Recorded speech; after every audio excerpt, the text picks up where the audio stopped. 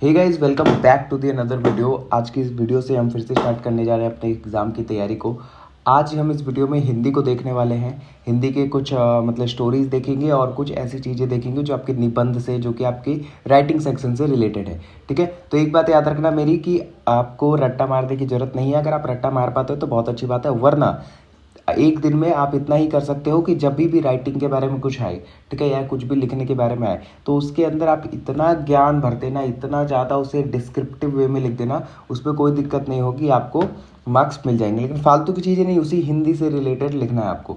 ठीक है, तो पहला क्वेश्चन स्टार्ट करते हैं। एक और महत्वपूर्ण बात कि यहाँ पर जो भी मैं पीडीएफ यूज़ कर रहा हूँ, ठीक है, उस पीडीएफ में वही आंसर्स है, वही कॉन्सेप्ट है जो कि समराइज करके लिखे गए हैं। मतलब अगर आप लॉन्ग आंसर्स की बात करते हो, अगर आपको लॉन्ग आंसर चाहिए तो मैं प्रेफर करूँगा कि आपके बुक में वो बहुत ज़्यादा अच्छे हैं। कहीं से भी आपके जो बुक में है वो बहुत ज़्यादा अच्छे आंसर्स लिखे हुए हैं। बस यही है कि उसमें कुछ वर्ड्स हैं या उसमें इस तरीके से डिस्क्रिप्टिव वे में लिखा हुआ वो याद नहीं होता, दिमाग में घुसता नहीं है। ठीक है, और ये पीडीएफ आपको कहाँ मिलेगी, तो देखो नीचे एक टेलीग्राम चैनल का लिंक है। इस बार टेलीग्राम चैनल है, व्हाट्सअप नहीं है, आपको मांगना नहीं पड़ेगा। टेलीग्राम चैनल का लिंक है, आप वहाँ जाकर उसे ज्वाइन करोगे, वहीं पर आपको पीडीएफ पड़ी हुई मिलेगी। ठीक है, चाहे वो हिंदी ए हो चाहे वो हिंदी बी हो। और दूसरी बात कि अगर आप मान लो कुछ ऐसे कॉन्सेप्ट हैं जैसे व्यंग क्या होता है, तो इसका मैंने बहुत ही शॉर्ट में आंसर यहाँ पे लिखवाया है और सब बस समझाने के लिए उदाहरण और विशेषताएं लिखवाई हैं। लेकिन अगर आपको इसका लॉन्ग आंसर चाहिए तो मैं शाम तक या थोड़ी देर बाद, कुछ देर बाद, या फिर कल सुबह एग्ज़ाम के टाइम पर मैं यहाँ पर इसके लिए लॉन्ग आंसर भेज दूंगा, जब आप थोड़ा सा उसे गो थ्रू कर लेना। इसके लिए आपको नीचे दिए गए व्हाट्सएप ग्रुप का लिंक होगा, उसको जाके ज्वाइन करना होगा। ठीक है, तो बिना देरी के अब स्टार्ट करते हैं इस वीडियो को।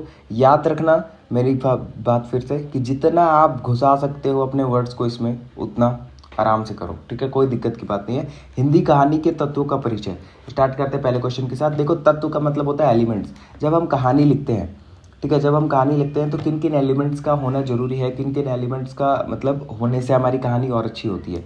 तो आपको देखो यहाँ पर थोड़ा अच्छी लैंग्वेज में लिखना है कि कहानी एक महत्वपूर्ण गद्य विधा है जिससे हम भावनात्मक, नैतिकता और बौद्धिक स्तर पर प्रभावित कर सकते हैं पाठक को। पाठक मतलब जो रीड कर रहा है। ठीक है, अगर मैं कहानी लिख रहा हूँ तो जो भी हम मेरी कहानी को पढ़ेगा, या तो वो भावनात्मक तरीके से प्रभावित होगा, या तो नैतिक तरीके से, या तो बौद्धिक तरीके से, किसी न किसी तरीके से वो मेरी कहानी से प्रभावित होगा, तभी तो मेरी कहानी पढ़ेगा।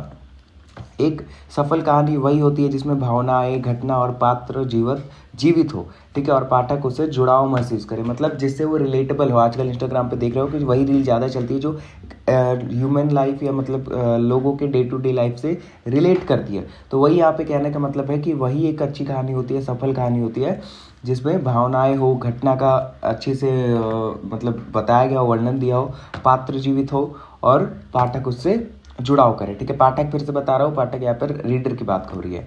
तो कुछ एलिमेंट्स होते हैं जिसका होना जरूरी होता है कहानी के अंदर। विषय, ठीक है, अब देखो सबसे मेन बात, सब जब विषय ही नहीं रहेगा, मतलब जब आपको यही नहीं पता कि कहानी किस चीज़ से रिलेटेड है, किस डायरेक्शन में जा रही है। कहानी का मूल आधार एक विषय होता है। यह वह विषय वस्तु है जिस पर पूरी कहानी टिकी होती है। मतलब अगर आप थीम की बात करो, किसी भी, जैसे आप पार्टी करते हो, फेयरवेल पार्टी करते हो, तो कोई ना कोई थीम रखते हो। इसका मतलब वो जो पार्टी होगी वो उसी डायरेक्शन में होगी, ठीक है, या उसी कल्चर से रिलेटेड होगी। तो यहाँ पर भी थीम का मतलब वही है, जीवन में मानवीय संबंधों से प्रेम, संघर्ष, राजनीतिक, शिक्षा, नैतिकता, अन्य किसी भी अनुभव से जुड़ाव हो सकता है। विषय जितना भी सशक्त और सजीव होगा, कहानी उतनी ही असरदार होगी। ठीक है, तो विषय देखो प्रेम से हो सकता है, मतलब संघर्ष से रिलेटेड हो सकती है कहानी। तो ये कुछ विषय हैं जो हमारी कहानी को और ज़्यादा बढ़िया बनाती है, मतलब हमारे अंदर उत्सुकता पैदा करती है। मान लो किसी को राजनीतिक कहानियाँ पसंद होंगी, किसी को प्रेम कहानियाँ पसंद होगी, तो वो अलग अलग के ऊपर है। कथानक कहानी की घटनाओं को क्रमबद्ध और तर्कसंगत विकास होता है। यह कहानी का वह ढांचा है जिसमें सारी घटनाएं एक सार में पिरोई जाती है। कथानक में आमतौर पर आरंभ, मध्य, अंत होता है। कथानक रोचक, सुसंगठित और स्वाभाविक होना चाहिए ताकि पाठक की रुचि बनी रहे। मतलब यहाँ पर प्लॉट का मतलब क्या है, कथानक का मतलब कि कहानी किस तरीके से लिखी जा रही है, उसका ढांचा कैसा है, उसका स्ट्रक्चर कैसा है भाई। मतलब आपने पहले शुरुआत में क्या लिखा हुआ है, किस तरीके से लिखा हुआ है, उसके मध्य में क्या है, ठीक है, आपने इंट्रोडक्शन कैसे दिया, आपने निष्कर्ष कैसे लिखा है, कंक्लूजन कैसे लिखा है। तो ये चीज़ भी एक कहानी को बहुत ही ज़्यादा आकर्षक बनाती है। नाउ नेक्स्ट की तरफ बढ़ते हैं। देखो तीसरा आ गया कैरेक्टर्स। भाई बिना कैरेक्टर्स के कोई कहानी पढ़ता है, आप खुद सोचो, बिना कैरेक्टर्स के कोई कहानी नहीं होती है। भले ही एक कैरेक्टर हो लेकिन उसमें कैरेक्टर होना ही चाहिए। कहानी में प्रस्तुत व्यक्ति या चरित्र पात्र को चरित्र या पात्र कहलाते हैं। मतलब जो व्यक्ति या फिर कोई सा भी ऐसा मतलब जीव जंतु जो कहानी में हो उसे हम पात्र कहते हैं, यानी कैरेक्टर कहते हैं। ये कहानी को आगे बढ़ाते हैं और पाठक को भावनात्मक रूप से प्रभावित करते हैं, ठीक है। पात्र दो प्रकार के होते हैं, मुख्य पात्र और गौण पात्र, ठीक है, सपोर्टिंग कैरेक्टर्स। जैसे हमारे फिल्मों में होता है, एक होता है लीड कैरेक्टर मतलब लीड हीरो, और बाकी सपोर्टिंग एक्टर्स होते हैं। पात्रों का चित्रण ऐसा होना चाहिए कि जीवंत लगे, उनका संवाद, उनकी सोच, व्यवहार वास्तविक प्रतीत हो। मतलब रियलिटी में, मतलब रियल होना चाहिए, थोड़ा रिलेटेबल होना चाहिए। ऐसा नहीं कि दुनिया से अलग ही आप कहानी लिख के बैठे हुए हो। परिवेश का तात्पर्य है कहानी का समय, स्थान, सामाजिक सांस्कृतिक वातावरण। मतलब वो कहानी किस समय की है, ठीक है, किस स्थान की है, किस समय की बात की जा रही है, किस संस्कृति की बात की जा रही है।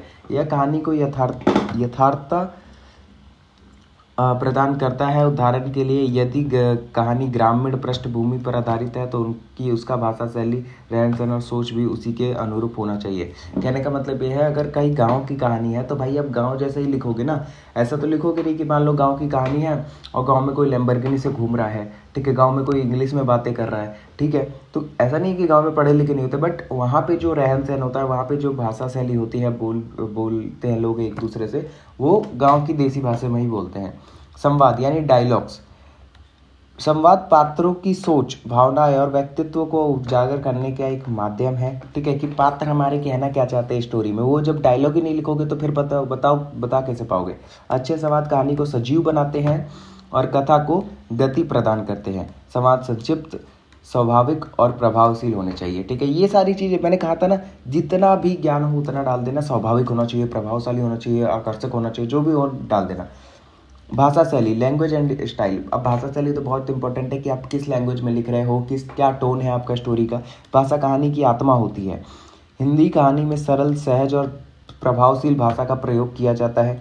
एक और बात, किसी भी स्टोरी, अभी मैं स्टोरी बताऊंगा, ठीक है, आपको स्टोरी पता चल जाएगा, बहुत अच्छी बात है। लेकिन अगर ऐसा कोई स्टोरी आता है, ऐसा कोई क्वेश्चन आता है जिसमें बोले कि भाई इसमें भाषा शैली की बात बताओ, तो एक बात बताओ, कहानी पढ़ने के बाद आपको ये तो पता लग जाएगा कि कहानी में कैरेक्टर्स क्या है, कहानी में क्या क्या हो रहा है।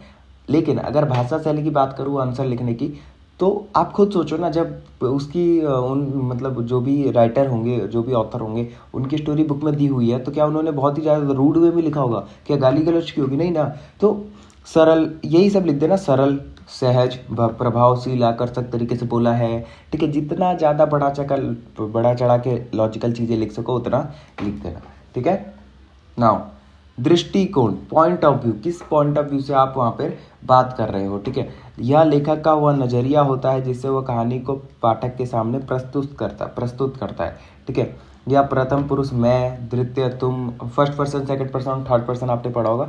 तो किस तरीके से वो प्रस्तुत करना चाह रहा है, दृष्टिकोण के अनुसार ही पाठक को जानकारी मिलती है। यहाँ पर देखो, कहने का मतलब यह है कि मान लो मैंने एक कहानी लिखी और मैंने उसमें ये लिखा कि मैं जा रहा था और मैंने एक पहाड़ देखा, ठीक है। तो इस तरीके से इसका मतलब मैं उसको फर्स्ट पर्सन के पॉइंट ऑफ व्यू से कहानी को बताने की कोशिश कर रहा हूँ। दूसरी जगह मैं कहानी लिख दूँ कि एक लड़का था राम, वो जा रहा था और उसने एक पहाड़ देखा, तो इसका मतलब वो तृतीय पुरुष यानी थर्ड पर्सन के पॉइंट ऑफ व्यू से बताने की कोशिश कर रहा हूँ। तो दृष्टिकोण का मतलब क्या है कि वो कहानी किस पॉइंट ऑफ व्यू के ऊपर है, ठीक है, किस तरीके से आप उसे पढ़ रहे हो। भावनात्मक और उद्देश्य, इमोशन एंड पर्पस। हर कहानी का एक पर्पस होता है, हर कहानी का एक इमोशन होता है, ठीक है। कोई ना कोई मोटिव होता है, कोई ना कोई मॉरल स्टोरी होती है, या तो वहाँ से कोई ना कोई सीख मिलती है, चाहे वो फनी स्टोरी ही क्यों ना हो। कहानी में किसी न किसी भावना का होना आवश्यक है, करुणा, प्रेम, क्रोध, व्यंग, ठीक है। यहाँ संदेश को भी लेकर आती है जो पाठक के मन में विचार और संवेदनाओं उत्पन्न करती है। निष्कर्ष आप पढ़ लेना, ये पूरी जो ढांचा है पूरा इजी करके मैंने आपको बता दिया है।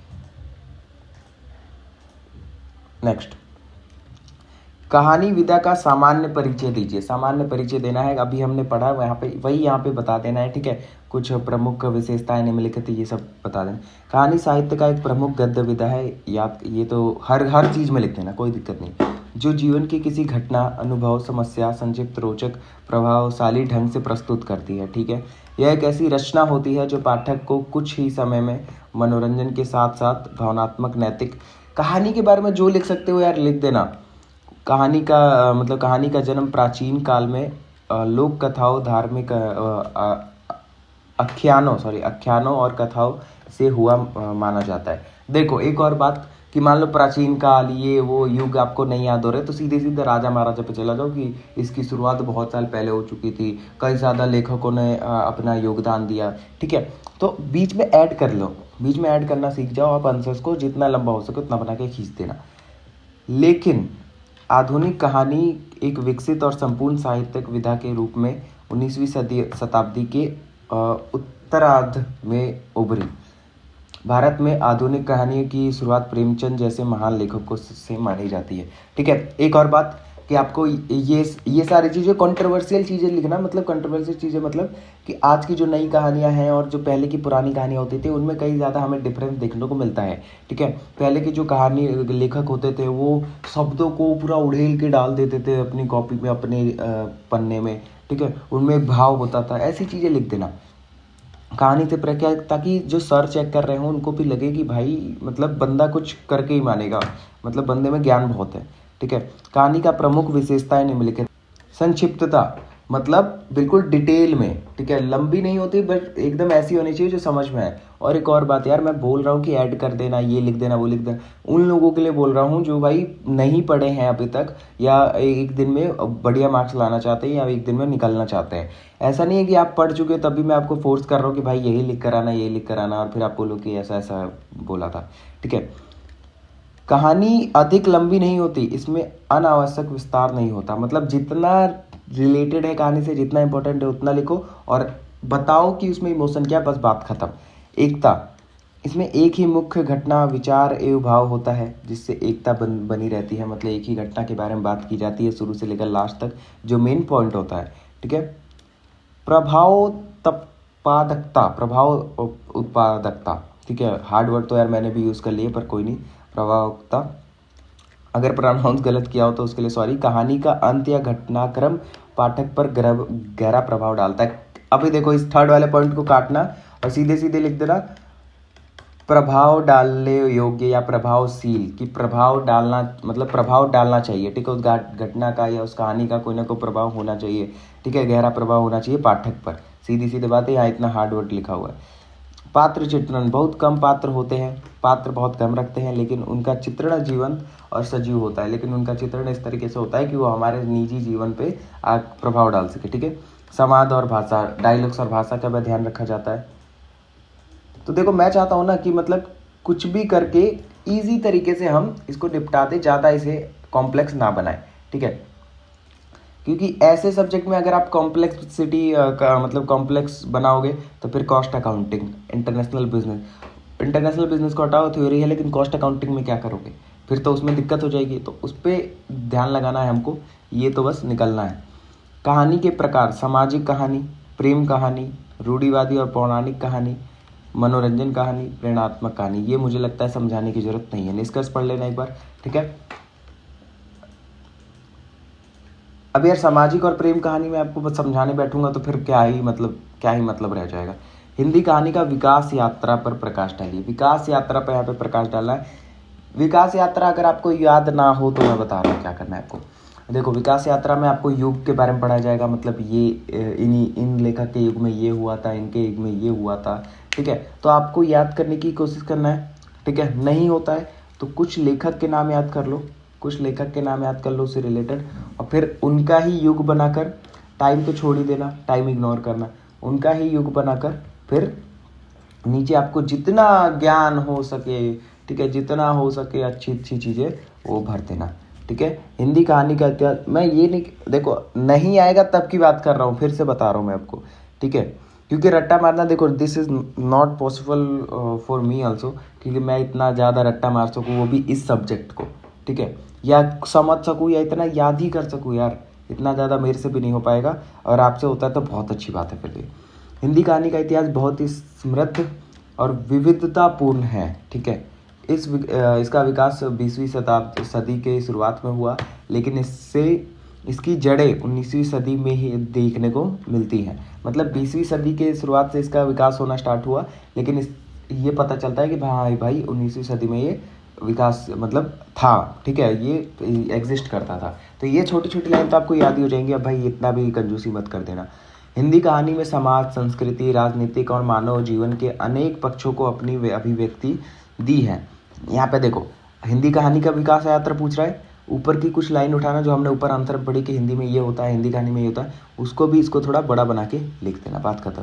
प्रारंभिक दौर, हिंदी कहानी का बीजारोपण भारतेंदु युग जो कि 1868 से 1885 तक, मैंने फिर बोला इसको इग्नोर करना टाइमलाइन को। उस समय कहानियाँ धार्मिक, नैतिक, उद्देश्यात्मक होती थी। मैंने कहा था ना अच्छी अच्छी बातें लिखनी है। यह कहानियाँ शिक्षा पर प्रद होती थी, ठीक है, जिनका उद्देश्य पाठकों को नैतिकता का पाठ पढ़ाना था, देशभक्ति जगाना था, उनको बताना था कि कैसे अपने देश के लिए कुर्बानी देते हैं, कैसे प्यार करते हैं, ये सब।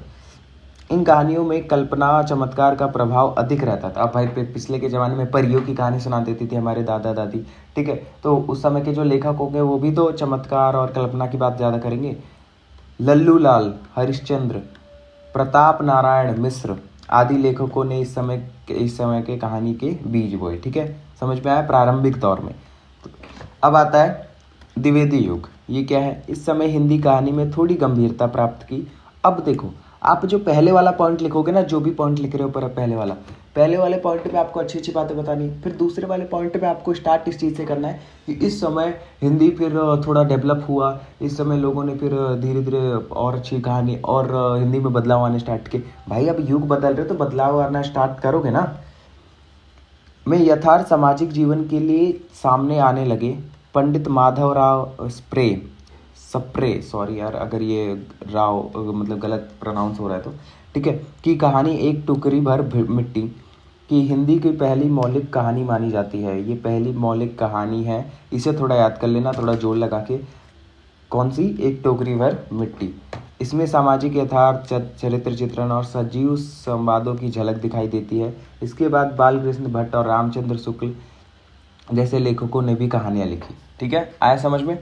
आप एक काम करना, कोई अगर देखो मैं आपको बता रहा हूँ, अगर आपको ना याद हो लेखक का नाम, ठीक है, दिमाग में ना आए तो एक भारी भारी कोई पुराने ज़माने के नाम सोचना, ठीक है, और ऐड कर देना कि इन्होंने भी लिखने की कोशिश की, इन्होंने भी आगे बढ़ाया, ठीक है।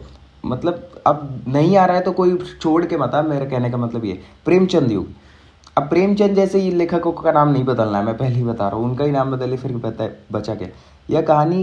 यह हिंदी कहानी का स्वर्ण युग माना जाता है, ठीक है, सबसे बेस्ट काल माना जाता है, गोल्डन पीरियड जिसे कहते हैं हम लोग। मुंशी प्रेमचंद को हिंदी कहानी का जनक कहा जाता है।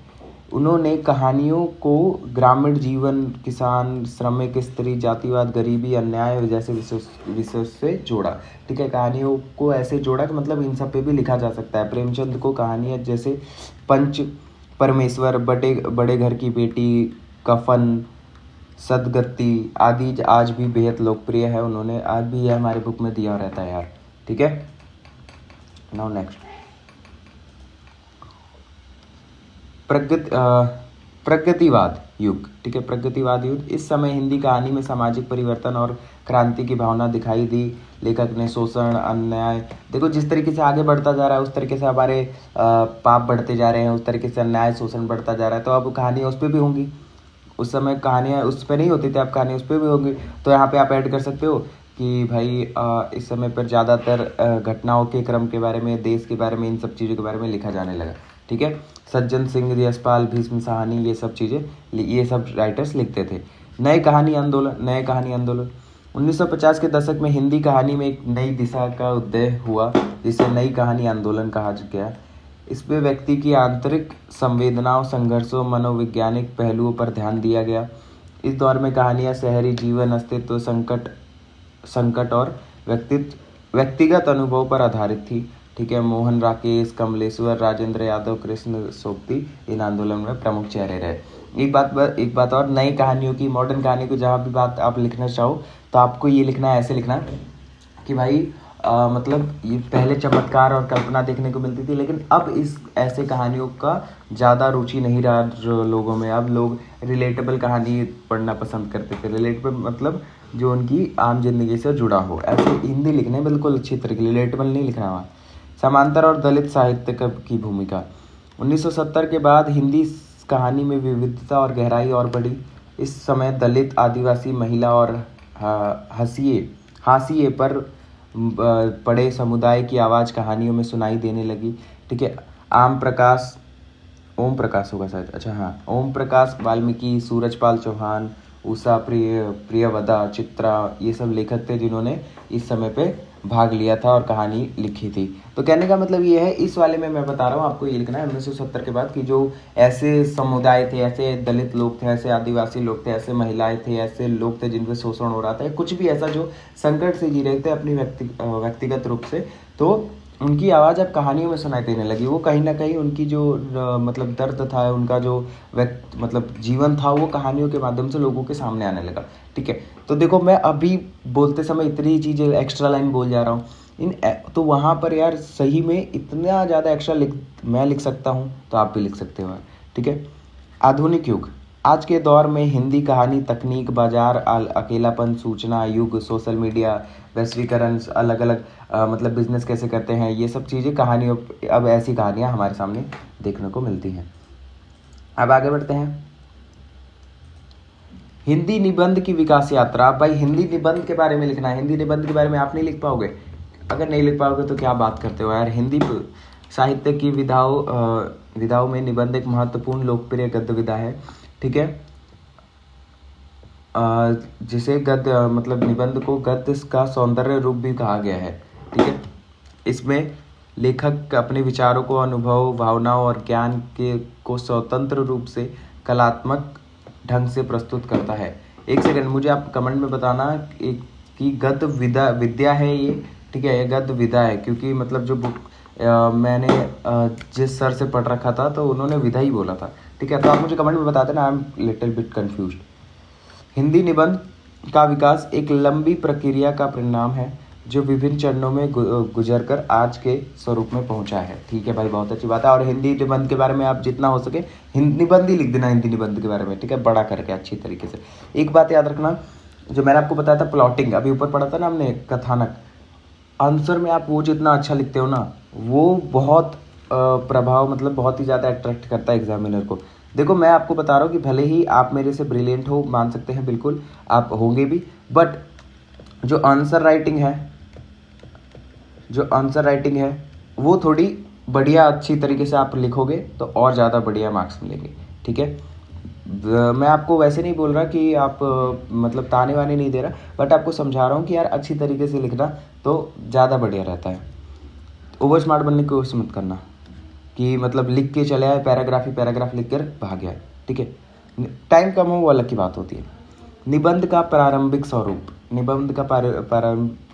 स्वरूप कैसा था? 8वीं और 9वीं शताब्दी में प्राचीन साहित्य के धार्मिक ग्रंथों और उपदेशात्मक गद्य में मानी जा सकती है, जैसे संत साहित्य, एक सेकंड कलर चेंज हो गया क्या, संत साहित्य, नीति शास्त्र, उपदेश। हालांकि उस समय यह विधा एक स्वतंत्र रूप में नहीं थी। तो ये याद रखना कि पहले प्रारंभ में क्या होता था, पहले संत होते थे, पहले हमारे ऋषि मुनि होते थे, तो वो इनके हमारे पास देखने को मिलते थे इनके निबंध। तो पहले स्वतंत्र रूप में नहीं थी, अन्य विधाओं के अंतर्गत ही आती थी।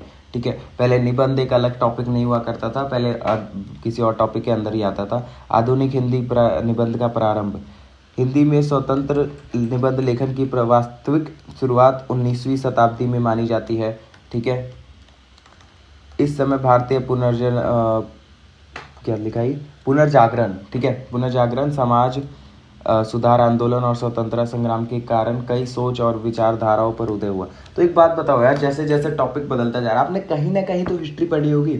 ठीक है। कहीं ना कहीं आपने हिस्ट्री का एक दिमाग में इमेजिनेशन होगा कि भाई 19वीं सदी में क्या हुआ था, 18वीं सदी में हमारे पास क्या देखने को मिला था। तो जिससे जैसे आपके कि 18वीं सदी में कौन सा टॉपिक ज़्यादा महत्वपूर्ण था, वो था हमारे पास आंदोलन देखने को मिले थे 1857 का, ठीक है। इन सब का आंदोलन देखने को मिला था। फिर 19 शताब्दी में क्या हुआ, आज़ादी से रिलेटेड मिले हमें देखने को। तो उन टॉपिक को आप ऐड करते जाना कि भाई निबंध फिर इन पे भी स्टार्ट होने लगे।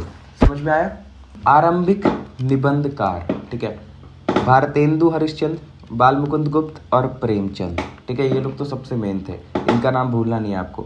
भारतेंदु युग, इस काल में निबंधों में धार्मिकता, सामाजिक सुधार और स्वदेश प्रेम की भावना प्रमुख थी, ठीक है। भाषा सरल और जन सामान्य के लिए उपयुक्त बनाई गई, बहुत अच्छी बात है। द्विवेदी युग, आचार्य महावीर प्रसाद द्विवेदी ने निबंध को गंभीरता, तर्क, भाषा, शुद्धता और शैली में अनुशासन प्रदान किया। यह युग निबंध को गद्य साहित्य का सम्मानजनक विधा बनाने में सफल रहा, ठीक है। बहुत अच्छी बात है। देखो बहुत इजी हिंदी लिखी है, इसलिए मैं इसे एक्सप्लेन नहीं कर रहा, आराम से आपको समझ में आ गया होगा। छायावादी युग, इस समय निबंधों में भावुकता, अंतिम चिंतन, साहित्यिक सौंदर्य का समावेश हुआ। जयशंकर प्रसाद, सूर्यकांत त्रिपाठी, निराला महादेवी वर्मा जैसे कवियों ने निबंध विधा में योगदान दिया, ठीक है। बहुत अच्छी बात है। महादेवी वर्मा को श्रृंखला की कड़ियाँ जैसे एक सुंदर भावनात्मक निबंध संग्रह है। मतलब देखो यार, मैंने कहा था ना, यहाँ पे देखो ज्ञान लिखा हुआ है, बस आपको कुछ लेखक उठाने में आप इन्होंने बहुत ज़्यादा योगदान दिया, बहुत ज़्यादा निबंध को अच्छा बनाया, बस। प्रेमचंद युग, प्रेमचंद का बदलना नहीं है, याद रखना। प्रेमचंद ने यथार्थवादी दृष्टिकोण से निबंध लिखे। उन्होंने किसानों, गरीबों, स्त्रियों, अभी ऊपर जो कहानी की बात है वही यहाँ पे लिखती। आधुनिक युग, अब हिंदी निबंध हर क्षेत्र को स्पर्श करने लगा, राजनीतिक, सामाजिक। आधुनिक युग में पर्यावरण, जो पाप होते हैं आधुनिक युग में, हमारे कलयुग में, वो सब ऐड कर देना है, ठीक है। नेक्स्ट की तरफ बढ़ते हैं। हिंदी निबंध की विशेषताएं, विषयों का विविधता, ठीक है, एक से एक किसी भी विषय पे आप लिख सकते हो। शैली की स्वतंत्रता, ठीक है, किसी भी तरीके से आप लिख सकते हो, मतलब गंभीरता से भी लिख सकते हो, व्यंग्यात्मक से भी लिख सकते हो, आत्मकथा भी लिख सकते हो, आप फनी भी लिख सकते हो, कॉमेडियन भी लिख सकते हो, प्रेमिका के लिए भी लिख सकते हो, ठीक है। सामाजिक जागरूकता, आप समाज को जागरूक कर सकते हो निबंध की वजह से। भावनात्मक अभिव्यक्ति, आप अपने भावनाओं को भी अभिव्यक्त कर सकते हो निबंध के अवसर से, मतलब अपनी भावनाओं को लिख सकते हो। आपके घर में भी आपकी नहीं सुनी जाती, एक काम करो, जल्दी से निबंध लिख के पब्लिश कर दो, सुनी जाएगी फिर, ठीक है।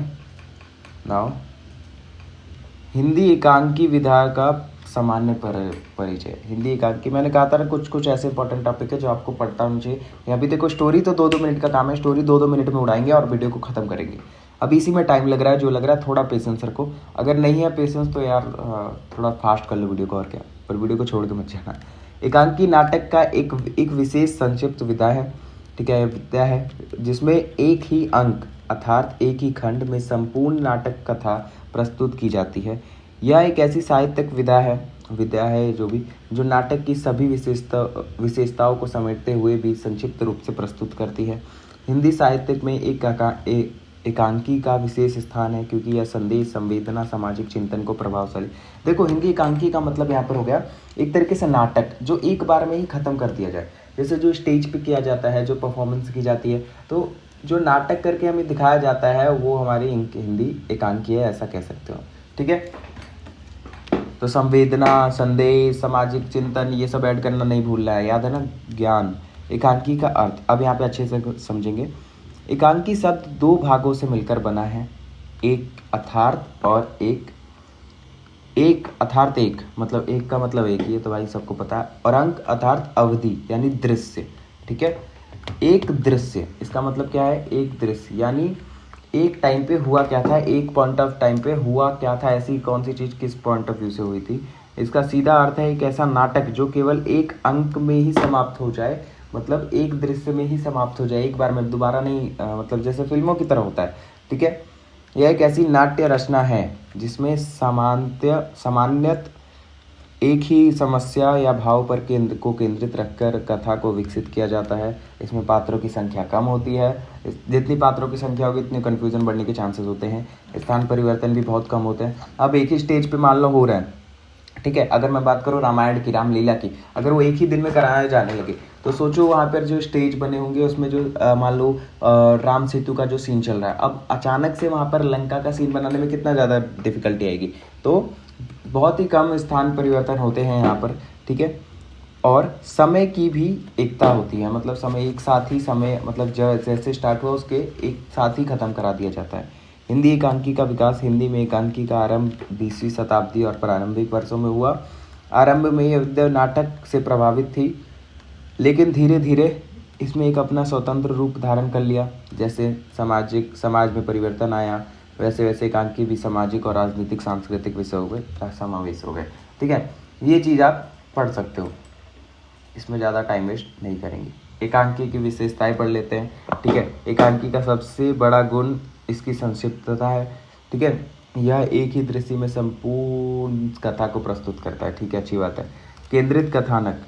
इसमें एक ही समस्या या भाव को इर्द गिर्द पूरा प्रसंग घुमाया जाता है, मतलब जो मेन चीज़ होती है वो एक ही जगह पे फोकस की जाती है, ठीक है। एक ही प्रॉब्लम में या एक ही भाव में फोकस की जाती है। अच्छा, एक और इम्पोर्टेंट पॉइंट जो मैं ऊपर बताना भूल गया था, देखो यहाँ पर मैंने आंसर में क्या ऐड किया था, थीम, विषय वस्तु, ठीक है। और कथानक एक अलग था, है ना, कथानक एक अलग था जिसे मैंने इंफ्रास्ट्रक्चर या प्लॉट के टाइप में बताया था आपको कुछ। तो एक बात याद रखना, आपको आंसर मिल सकते हैं कहीं कहीं जिसमें कथानक को ही विषय वस्तु कहते हैं, ठीक है। अभी तक जो वीडियो छोड़ के चले गए होंगे वो फिर मतलब क्या पता क्या सोच रहे हो, बट कथानक को ही विषय वस्तु कहा गया है कहीं ना कहीं। तो आपको कुछ भी लिख सकते हो, आपको जो बढ़िया लगे, ठीक है, या जो अच्छा लगे वो ही लिख सकते हो। वो मैंने मतलब ज़्यादा से ज़्यादा बड़ा लिखोगे ज़्यादा बढ़िया रहेगा, ठीक है। तो याद रखना, कथानक को ही विषय वस्तु कहा गया, यानी राजनीतिक पौराणिक किस तरीके से आप थीम किया उसका वो क्या लिखते हो, कथानक को ही कहा गया, ठीक है। आप अलग अलग करके भी आराम से लिख सकते हो। गंभीरता और प्रभाव, ठीक है। गंभीरता होती है और एक प्रभाव डालने की कोशिश होती है एकांकी की। सीमित पात्र बताया था मैंने आपको। नाटकीयता, नाटक के तरीके से इसे परफॉर्म किया जाता है। और इसमें आप एक और ऐड कर सकते हो कि भाई कम स्थान होते हैं, ठीक है, संवाद बहुत ही ज़्यादा कम होते हैं और प्रभावशील होते हैं। जितना ज्ञान हो उतना कर सकते हो यार। प्रमुख हिंदी एकांकीकार भगवती चरण वर्मा, डॉक्टर राजकुमार वर्मा, मोहन राकेश, शिवनाथ सिंह, जगदीशपुर, ये सब एकांकीकार है प्रमुख हिंदी के। हिंदी एकांकी का महत्व, ठीक है। अब यार महत्व पढ़ने मत बैठो, महत्व आप खुद से भी बढ़िया बना के लिख सकते हो, PDF आपको मिल ही जाएगा। निष्कर्ष इसका पढ़ लेते हैं ताकि आपको समझ में आ जाए। हिंदी एकांकी विद्या आधुनिक हिंदी साहित्य का एक महत्वपूर्ण प्रभावशील विद्या है। यह कम समय में अधिक प्रभाव छोड़ने वाली रचना होती है। समाज के विविध पक्षों पर उजागर करती है। देखा, मैंने कहा था ना, जितना ज्ञान हो सके यार उतना ज्ञान यहाँ पे डाल दिया करो, कोई दिक्कत की बात नहीं। इतना रटने बैठोगे ख़त्म हो जाएंगी चीज़ें। संस्मरण क्या है इसका मतलब? इसका मतलब सीधी सीधी बात है भाई, आपके साथ जो हो रखा है, जो पहले हो रखा है, जो आपके साथ पिछले घटनाएं हो रखी हैं, अनुभव है आपका, उसे कहानी की तरह उसे लेखक बन के आप उतार देते हो, तो इसे ये कहते हैं संस्मरण, ठीक है। वह साहित्यिक विद्या है, संस्मरण वह साहित्यिक विद्या है जिसमें लेखक अपने अतीत के अनुभव, स्मृतियों, महत्वपूर्ण घटनाओं का वर्णन करता है। सीधी सीधी बात है, ठीक है। यह आत्मकथात्मक गद्य का हिस्सा होता है। आत्मकथा, जैसे आत्मकथा लिखते हैं ना, ऑटोमेटिक कह रहा हूँ, ऑटोबायोग्राफी लिखते हैं ना, उसी का हिस्सा है ये, ठीक है। मेरे साथ जो हुआ है, आत्मकथा क्या होती है कि इसमें हम पूरी अपने जीवन की पूरी चीज़ें लिख देते हैं कि भाई क्या हुआ था मेरे साथ, क्या नहीं हुआ था, वो होती है। तो उसी का एक छोटा पार्ट आता है हमारे पास संस्मरण, मतलब किसी एक घटना के बारे में लिखना बस, परंतु इसमें पूरे जीवन का नहीं होता, बल्कि किसी एक विशेष घटना के बारे में लिखा जाता है, ठीक है।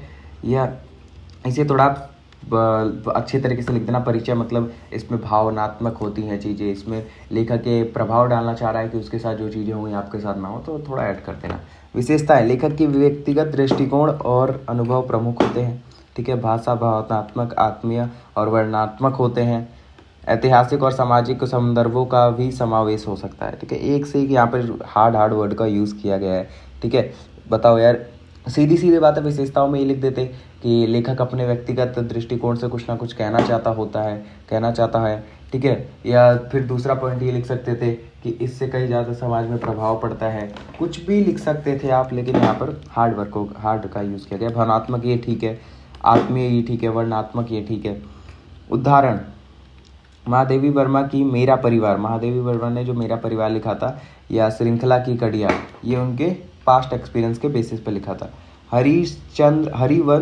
हरिवंश राय बच्चन, अच्छा हरिवंश राय बच्चन, क्या भूलूं क्या याद करूं, ये भी एक संस्मरण है उनका। ठीक है। महत्व, हमें लेखक के जीवन को झलक देने के साथ साथ उस समय की सामाजिक और सांस्कृतिक स्थिति को भी समझने में मदद करता है कि मतलब उस समय पे समाज कैसा था।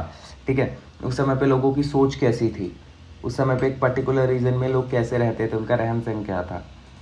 व्यंग बहुत लोगों को पता होगा। व्यंग क्या होता है? व्यंग का मतलब होता है ताने मारना, सीधी सीधी बात है। व्यंग एक ऐसी साहित्यिक विद्या है जिसमें लेखक हास्य के माध्यम से समाज की कुरीतियाँ, राजनीतिक भ्रष्टाचार और मानव व्यवहार विरोधाभासी पर तीखा प्रहार करता है। मतलब हंसते हंसते उनकी बेइज्जती करता है, हंसते हंसते उनको बताता है कि भाई तुम कहाँ स्टैंड करते हो। इसका उद्देश्य केवल हंसाना नहीं बल्कि सोचने पर मजबूर करना होता है। ठीक है। विशेषता है, हास्य के साथ साथ आलोचना का तत्व होता है। ठीक है। सामाजिक और राजनीतिक मुद्दों पर तंज किया जाता है। ठीक है। और सरल, चुटीली और प्रभावशाली भाषा का उपयोग होता है। अब देखो यहाँ पे 3 पॉइंट एक ही साथ लिखे गए, तो सरल को आप अलग से लिख सकते हो, चुटीली को अलग और प्रभावशाली को अलग। ठीक है। सरल मतलब हो गया सिंपल, चुटीली मतलब जो दिल पे लग जाती है, और प्रभावशाली मतलब जो प्रभाव डाल देती है। उदाहरण, शरद जोशी की रचनाएं जैसे रविवार की छुट्टी थी, हरीश शंकर परसाई की ठिठुरता हुआ गणतंत्र, सदाचार की ताबीज। ठीक है। ये सब होता है। व्यंग समाज का आईना है, समाज को आईना दिखाता है कि भाई तुम क्या हो। जैसे हमारे घर में होता है कि जब हम लेट तक सोए रहते हैं तो फिर आपके पापा मम्मी ये बोलना स्टार्ट करते हैं कि तू कुछ नहीं कर पाएगा, तू जिंदगी भर यही रहेगा, नालायक है ये। तो एक तरीके से ये व्यंग कसते हैं या हंसते हुए बोलते हैं, जैसे भी बोलते हैं, तो आपको आईना दिखाते हैं कि बेटा तू कहाँ है, तू कैसा है। ठीक है। रेखा चित्र, स्केच और कैरेक्टर स्केच। ठीक है। रेखा चित्र एक ऐसी साहित्यिक विद्या है जिसमें व्यक्ति, घटना, स्थान या जीवन स्थिति को ऐसे जीवंत चित्रण किया जाता है कि पाठक के सामने वह चित्र सजीव हो उठता है। स्केच की बात हो रही है यहाँ पर। स्केच को आप अगर जितना लिख सकते हो स्केच में कि उसमें प्रभाव डालने की कोशिश की जाती है, किसी घटना के बारे में बताया जाता है, वो आप लिख देना। विशेषताएं, चित्रण करते समय लेखक की भावनात्मक गहराई दिखाई देती है। पात्र के व्यक्तित्व, चाल चलन, रहन सहन और विस्तृत रूप में दिखाया जाता है। साहित्यिक सौंदर्य, कलात्मक और का समावेश होता है। ठीक है। महत्व, रेखाचित्र हमें किसी व्यक्ति या घटना के भीतरी और बाहरी रूप को देखने की दृष्टिकोण देता है। अब एक बात बताओ, कई सारी कहानी हमारे बचपन में थी, जैसे दो बैलों की कथा या कोई सी भी कहानी थी, तो उसमें कहीं ना कहीं एक पॉइंट पे कुछ ना कुछ कन्फ्यूजन हो जाता था यार मुझे बचपन में। बट वो हमारे पास चित्र वहाँ जो बना रहता था वो तो कंप्यूटर से बना था, बट वहाँ पे जो चित्र बना होता था अगर वो लेखक ने बनाया होता तो वो काफ़ी ज़्यादा हेल्प करती थी मेरी चीज़ों को समझने में, इमेजिन करने में। संस्मरण, व्यंग और रेखाचित्र, यह तीनों साहित्यिक विद्या न केवल गद्य साहित्य को समृद्ध बनाती है बल्कि पाठकों को मन में गंभीरता, हास्य, मानवता की भावना को भी जगाती है। ठीक है। ये सब चीज़ें आपको लिखना है कि आपके जीवन में बहुत ज़्यादा प्रभाव डाल रही है कौन, ये साहित्यिक विद्या। ठीक है। ये सारे इसमें तो देखो जितने यहाँ पर हो सकते थे, जितने इम्पोर्टेंट पॉइंट थे उन्होंने बता दिए हैं। PYQs भी है, या PYQs के बेसिस पे बताए गए हैं। तो आप एक बार मुझे बता देना अगर आपको कोई, आपके आइडिया में अगर कोई चीज़ छूट रही है। ठीक है। वैसे तो कुछ छूटेगी नहीं, बट आप बता देना, और कोई भी इंपॉर्टेंट पॉइंट आप मुझसे नीचे पूछ सकते हो। और व्हाट्सएप ग्रुप का लिंक ज्वाइन कर लेना ताकि आपको पता चल जाए और मैं जो भी भेजूँ वहाँ पर। और टेलीग्राम ग्रुप का लिंक PDF के लिए ज्वाइन करना, आपको हैंड टू हैंड PDF वहाँ पर मिल जाएगी, हिंदी ए हो या हिंदी B हो। ठीक है। नाउ गाइस अब स्टार्ट करेंगे हम यहाँ पर आपके हिंदी B का चैप्टर, हमारे हिंदी B की स्टोरीज़ कुछ। ठीक है। जिन्हें बड़े अच्छी तरीके से पढ़ने की कोशिश करेंगे, समझने की कोशिश करेंगे स्टोरीज़ को। एक बात याद रखना, मैंने जैसा बताया था पहले कि भाषा शैली की अगर बात आए तो हमेशा सरल होगी, प्रभावशील होगी। ठीक है। ये सब चीज़ें होंगी। और जहाँ भी आपकी मतलब जहाँ भी स्टोरी के बारे में पूछे, कुछ भी पूछे, पूरी स्टोरी टाप दो, अगर नहीं पता तो कुछ उसके बारे में। ठीक है। ये हमारा है उसने कहा था, स्टोरी का नाम है उसने कहा था। भाई उसने कहा था।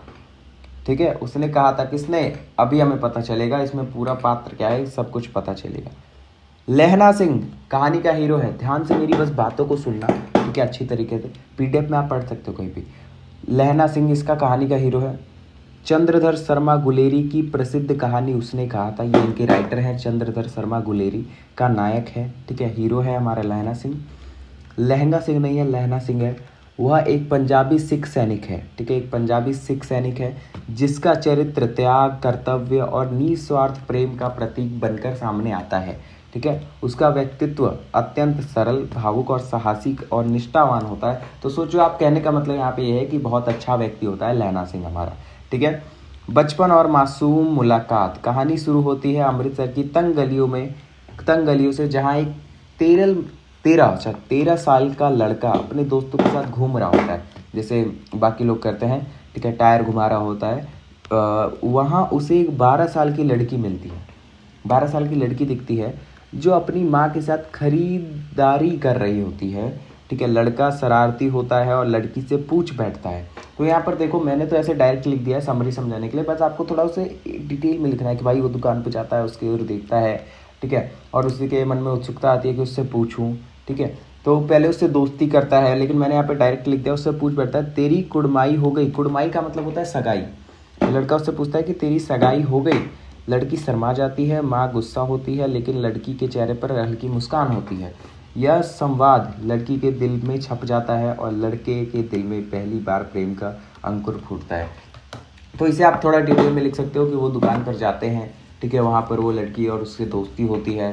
फिर वो उससे पूछता है कि तुम्हारी कुड़माई हो गई कि नहीं हो गई, तो वो पहले नहीं बोलती है, ठीक है, मुस्कुराती है, ठीक है। और फिर एक बार फिर आपको एक और पॉइंट ऐड करना है, या याद रखना इस पॉइंट को, कि एक बार बैलगाड़ी से जो हमारी लड़की है, ठीक है, हमारी लड़की है, उसे लहना सिंह बचपन में ही बैलगाड़ी से बचाता है, जिसमें वो खुद चोटीला हो जाता है। मतलब चोटीला का मतलब उसमें उसको खुद चोट लग जाती है, बट वो उसकी जान बैलगाड़ी से बचा लेता है। तो ये सीन था हमारा बचपन का। समझ में आया क्या हो रहा होगा? वो उससे बार बार पूछता है कुड़माई हो गई, तो पहले तो मुस्कुरा कर चली जाती है। फिर लास्ट में एक बार आता है जब वो मतलब बोल देती है कि मुस्कुराकर झूठ बोल देती है कि हाँ मेरी कुड़माई हो गई है, ठीक है। उसके बाद जो लहना सिंह होता है काफ़ी ज़्यादा फ्रस्ट्रेट हो जाता है, काफ़ी ज़्यादा पागल हो जाता है, ठीक है।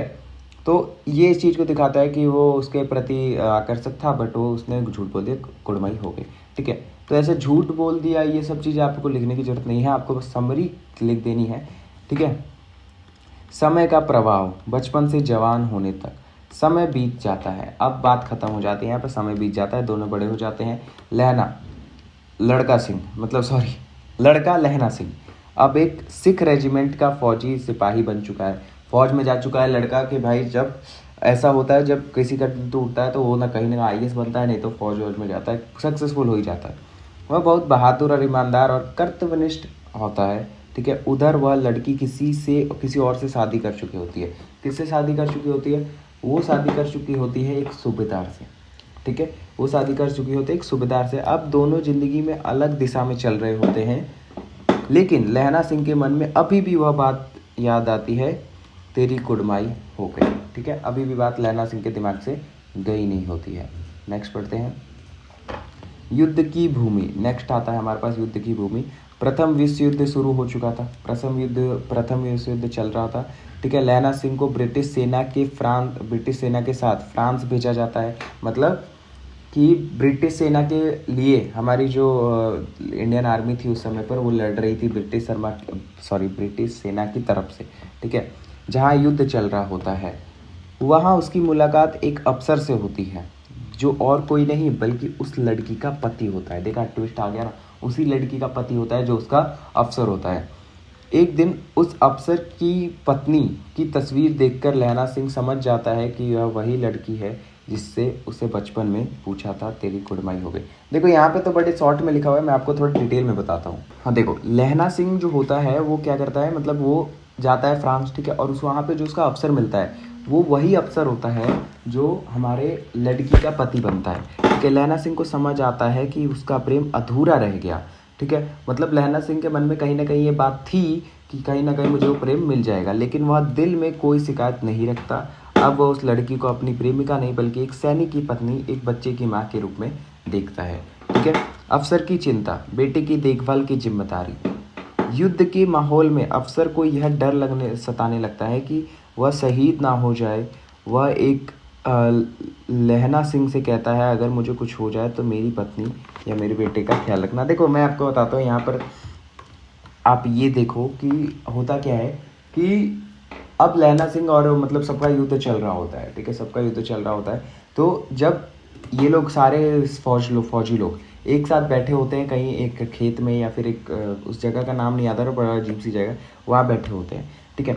तो एक बंदा आता है, एक ऑफिसर आता है। वो ऑफिसर कौन होता है? एक अंग्रेज़ होता है जो कि उनके ही सर का मतलब उनके ही सीनियर का भेष बनाकर, उनके ही सीनियर का कोट पहनकर आता है उनको बेवकूफ़ बनाने के लिए, और उनसे कहता है कि एक काम करो, तुम 10 सिपाही इधर रुक जाओ और 15 सिपाही उधर वाले गड्ढे में चले जाओ। उधर वाले जो गड्ढा नहीं होता, मतलब जो फौज के लिए वो बनता है ना, छुपने के लिए या फायरिंग करने के लिए, वहाँ पर चले जाओ। तो जब ये लोग उधर जा रहे होते हैं, ठीक है, जब ये लोग उधर जा रहे होते हैं सारे फौजी लोग हमारे, तो उस समय पर ये जो सर होते हैं ये और लहना सिंह बाहर निकल कर बात करते हैं, ठीक है। अब लहना सिंह जो था वो अपने सर को अच्छी तरीके से जानता था, सर को अच्छी तरीके से जानता था। उसे ये पता था कि हमारे सर जो है वो उर्दू का एक लफ्ज़ नहीं जानते हैं। तभी उसे शक हो जाता है कि जो ये बंदा है ये हमारे सर नहीं है, ये बल्कि कोई अंग्रेज़ है, ये कोई दुश्मन है जो हमारे सर का भेष धारण करके आया हुआ है, ठीक है। तो लहना सिंह फिर अंदर जाता है किसी काम के बहाने और सब कुछ सचेत करता है और बताता है कि भाई मतलब ये तो कोई और ही है, ये हमारे सर नहीं है, ठीक है, ये हमारे सर नहीं है। तो फिर ये लोग क्या करते हैं, ये लोग आगे का एक्शन लेते हैं, उधर जाते हैं, उधर बताने के लिए जाते हैं। फिर लहना सिंह को भी काफ़ी ज़्यादा चोट वोट आती है, ठीक है। लेकिन एक बात याद रखना, फिर वो अपने जो सूबेदार होता है ना, उस लड़की का पति होता है अफसर, ठीक है, उस लड़की का पति जो होता है अफसर होता है, उसकी हेल्प करता है, ठीक है, आगे चल के उसकी हेल्प करता है, उसको मरने से बचाता है। और मरते समय वो जो सोचता है वो ये सोचता है कि उसने कहा था, क्या कहा था, होता अब बैक फ्लैश में चले जाओ, मतलब पीछे का सीन दिखाएगा। उसने ये कहा था कि जब वो आ रहा था तो सूबेदारनी जो थी, सूबेदारनी मतलब सूबेदार की बीबी, लहना सिंह को बुलाती है और कहती है कि तुमने मुझे पहचाना नहीं। तो लहना सिंह कहता है कि नहीं, क्योंकि बड़े हो चुके थे। तो सूबेदारनी कहती है तेरी कुड़माई हो गई। ये वाली लाइन बताकर सूबेदारनी उसे बताती है कि मैंने तुम्हें पहचान लिया। फिर लहना सिंह भी उसे पहचान लेता है, ठीक है। तो सूबेदारनी जो थी वो ये कहती है, वो अपने पति और उनके बेटे, उनका बेटा भी जो था वो भी फौज में ही था, ठीक है, उसी के साथ था जो उनका बेटा था सूबेदार का और हमारे सूबेदारनी का। तो लहना सिंह अब ये कहता है, मतलब लहना सिंह से कहती है कि इन दोनों की रक्षा करना, ठीक है, इन दोनों की रक्षा करना। तो फिर इसी चीज़ को ध्यान में रखते हुए लहना सिंह जो है उसके अफसर की और उसके बेटे की जान बचा लेता है। और फिर लास्ट में यही कहता है कि उसने कहा था, मतलब बचाने के लिए मैंने बचा दिया, अपने कर्तव्य का पालन कर लेता है, ठीक है। आया समझ में? ये देखो यहाँ पे ये लिखा हुआ था, बट ये काफ़ी ज़्यादा समराइज, कुछ ज़्यादा ही समराइज हो गया, उसके लिए मैं माफ़ी चाहता हूँ। एक लॉन्ग आंसर मैं आपको ग्रुप में सेंड कर दूंगा, ठीक है, कुछ ज़्यादा ही समराइज हो गया ये। तो याद रखना मैंने जो स्टोरी बताई है और यहीं पे ये सारी चीज़ें ख़त्म हो जाती हैं, ठीक है, उतना डिटेल में आपको लिखने की ज़रूरत भी नहीं पड़ेगी। हाँ, यहाँ पे देखते हैं युद्ध का भयानक दृश्य, ठीक है, और वीरता। अब युद्ध अपने चरम पर पहुंच चुका था, ठीक है। एक दिन दुश्मन की तरफ से अचानक हमला होता है, बमबारी, गोलियों की आवाज़ और मौत का सन्नाटा हर तरफ होता है, ठीक है। अफसर को एक संदेश पहुंचाना होता है, एक सेना की जीत और जान बचाने के लिए ये ज़रूरी होता है, लेकिन वह खुद घायल हो जाता है। ऐसे में लहना सिंह आगे आता है और खुद संदेश के लिए लेकर निकल पड़ता है। ये देखो अब यहाँ पे कुछ ज़्यादा डिटेल में चले गए, ठीक है, स्टोरी के अंदर की बात बता रहे हैं, बट मैंने आपको जो बताया है समरी वो लिख कर आना, अच्छी तरीके से लिख कर आना, मतलब बढ़िया तरीके से उसे प्लॉटिंग करके बढ़िया तरीके से आंसर लिख के आपका हो जाएगा। अंतिम क्षण, लहना सिंह बहुत गंभीर रूप से घायल हो जाता है। लहना सिंह काफ़ी ज़्यादा घायल हो जाता है भाई, उसकी कमर में चोट आती है, ठीक है, उसके पैरों में भी चोट आती है, लेकिन उसके सेना के जवानों को पता रहता है कि सिर्फ उसके पैरों में चोट आई है, लेकिन असल में उसके कमर में भी गंभीर चोट आई होती है। उसकी आगे बाहर आ जाती है, मतलब उसे बहुत ज़्यादा चोट लगती है, लेकिन फिर भी वह रोंगते हुए संदेश पहुँचा देता है, ठीक है। वह अपने अफसर उस लड़की के पति को सुरक्षित स्थान पर पहुंचाता है। मैंने कहा था ना, उसकी जान बचाता है। अंत में जब वो मर रहा होता है तो उसके साथी सैनिक पूछता है, तूने अपनी जान क्यों दे दी भाई, तूने इतना सब कुछ क्यों किया? वह मुस्कुरा कर कहता उसने कहा था। ठीक है, मैंने बताया था आपको।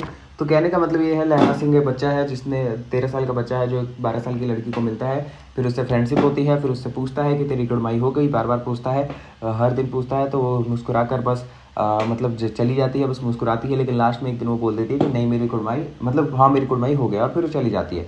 ठीक है, बट कहीं ना कहीं लहरा सिंह के मन में वो दिल में रहती है। फिर वो जब जंग पे जा रहा होता है, फ्रांस जा रहा होता है ब्रिटिश सरकार की तरफ से, ध्यान से सुनना बस कहानी को, ब्रिटेन सरकार की तरफ से फ्रांस जा रहा होता है। तो होता क्या है कि वहाँ पे सूबेदार के घर जाता है, सूबेदारनी उसे पहचान लेती है, सूबेदारनी उसे बताती है कि मैं वही लड़की हूँ जैसे तो 12 साल पहले मिला था, 25 साल पहले मिला था। ठीक है, और अब मेरी शादी सूबेदार से हो चुकी है, तो एक काम कर तू, मतलब ऐसे रिक्वेस्ट करती है, तुम सूबेदार और उनके बेटे की रक्षा करना, उनसे रिक्वेस्ट करती है। तो फिर वो क्या करता है, फिर वो जाता है जंग में। और मैंने आपको बताया कि वहाँ पर कई सारी जंग होती है, वहाँ पर स्थिति ऐसी हो जाती है जब दुश्मन हमला करते हैं और लहरा सिंह को चोट लग जाती है, और लहरा सिंह को चोट लगने के बावजूद भी वो सूबेदार और उसकी बेटे की हेल्प करता है। ठीक है, तो उससे सैनिक पूछते हैं कि तूने भाई ऐसा क्यों किया, तूने अपनी जान क्यों दे दी, इतना जोखिम किसके लिए उठाया। तो कहता है उसने कहा था। ठीक है, एक काम करना आप, मैं सीधी सीधी बात बता रहा हूँ, 5वां और 6th पैराग्राफ इसे इग्नोर करना, मैं आपको बढ़िया सा आंसर लिख कर दे दूंगा। ठीक है, बढ़िया सा आंसर आपको ग्रुप पे भेज दूंगा, कि मतलब जिसमें समराइज हो सके। ठीक है, आंसर की बात नहीं है, समराइज इसमें भी है, बट इसमें कहीं ज़्यादा ही डिटेल है और कहीं पे बिल्कुल ही डिटेल नहीं है, बस दिक्कत ये है, इसलिए मैं आपको बता रहा हूँ। नेक्स्ट पे बढ़ते हैं, जल्दी जल्दी खत्म करते हैं।